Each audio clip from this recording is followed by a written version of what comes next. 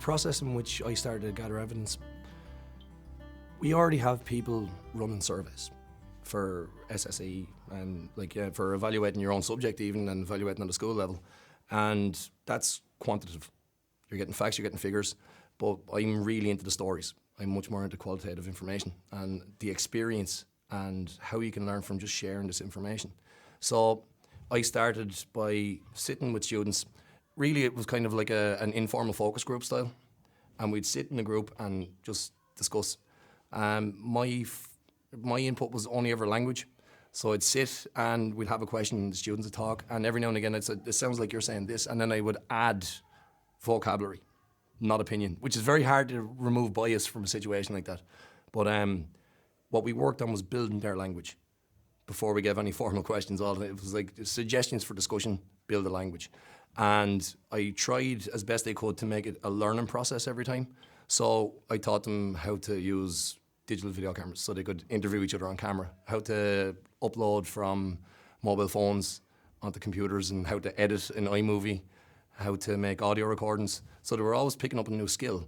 And in many ways, the act of making an artifact and the act of editing their opinion, it made their ideas more concrete. Because when they were feeding back off each other, they were having peer reflection. They were like, well, that's not really what I'm saying. So they could go back and they could audio record each other again. And they worked on their own interview techniques. Like there are some interviews, I've never edited the student's voice. There are some interviews that they've done where one student, he was asking the questions for 4 times, and on his 4th interview, he was obviously slightly bored of asking the same questions, so he sang a question.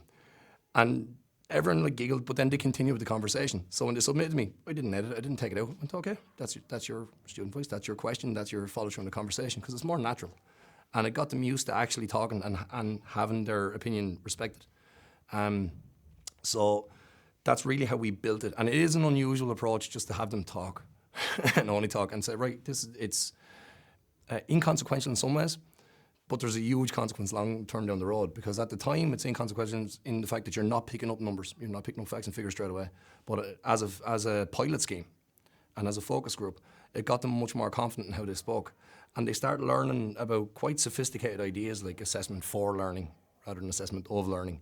And it can get more refined. Again, the social construct idea where they're speaking to each other, and when one person offers up an idea that they feel similar to, that's what comes back the next time when they're having their talk. They goes, I remember this other student said this, and I feel the same way. And it's always I feel instead of I think. And it builds much, much better. And eventually they realise that they feel that way because they think that way. And they start making that decision that it is a preconceived idea that they have. So you can build that information with them. We've done things like the photo stories where I let them actually go out. If they were discussing their school environment, they went out and photographed their examples of what they considered the school environment and then brought it back and edited it together in a film. We use things like, especially in a workshop we did recently where the students ran their own training workshop for first years. So I stepped back completely out of it. I was in the room, but I didn't have any function other than to press a button on the computer. What they did was they ran game-orientated kind of survey on Kahoot, because the first years are natural game players and they're digital natives. So you're looking to them to use their mobile devices and all, rather than sitting down and making it more formal by filling it out. They immediately got engaged, and we have it live projected on the screen. So their answers are happening in real time with them. They're getting facts and figures, but they're also seeing what other people are saying, and it's influencing their responses for the next time. We do Mentimeter, so we use word clouds an awful lot.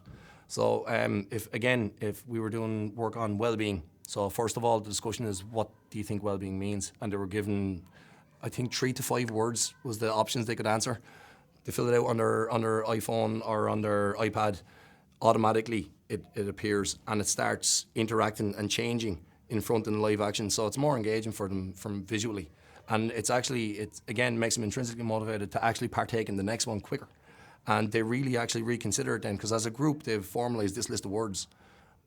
It makes them, the students and the learners in particular, more regimented on their second one, because they're like, well, 20 people over here have said this, but I don't believe that, so I'm going to make sure that my one is front next. So they're quicker to actually give their own opinion then. And that's the level of communication where it begins, because they're feeding off each other. And once they get used to having that conversation with a teacher, they're more inclined to have that conversation in general.